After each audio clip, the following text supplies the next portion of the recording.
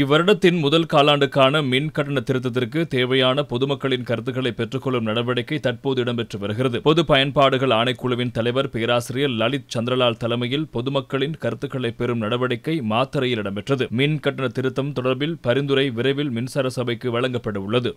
2025 முதல் 6 மாதங்களுக்கான மின் கட்டண திருத்தம் தொடர்பில் பொதுமக்களின் கருத்துக்களை பெற்று வருகின்றோம். 9 மாகாணங்களும் உள்ளடங்கும் வகையில் இதனை முன்னெடுக்கின்றோம். முதலில் கண்டி மாவட்டத்தில் ஆரம்பித்தோம். மாத்தறை மாவட்டத்திலும் இது தொடர்பான நடவடிக்கைகளை முன்னெடுக்கின்றோம். 9 மாகாணங்களிலும் கருத்துக்களை பெறும் நடவடிக்கைகளை முன்னெடுத்து ஜனவரி 17ஆம் தேதி எமது இறுதி பரிந்துரையை வழங்க உள்ளோம். இதில் மக்கள் மிகவும் ஆர்வத்தோடு கலந்து கொண்டு கருத்துக்களை முன்வைக்கிறார்கள். அந்த சகல கருத்துக்களையும் ஒன்று சேர்த்து சிறந்த கருத்துக்கள் மற்றும் பரிந்துரையை முன்வைக்க முடியும் என நாம் எதிர்பார்க்கின்றோம். இதேவேளை பொதுமக்களின் கருத்துக்களை பெறும் மற்றொரு நடவடிக்கை அனுராதபுரத்தில் இடம்பெற்றது. மின் பாவனையாளர்கள், சிறிய தொழில்துறையாளர்கள் மற்றும் தொழில் முயற்சியாளர்கள் இதில் இணைந்திருந்தனர்.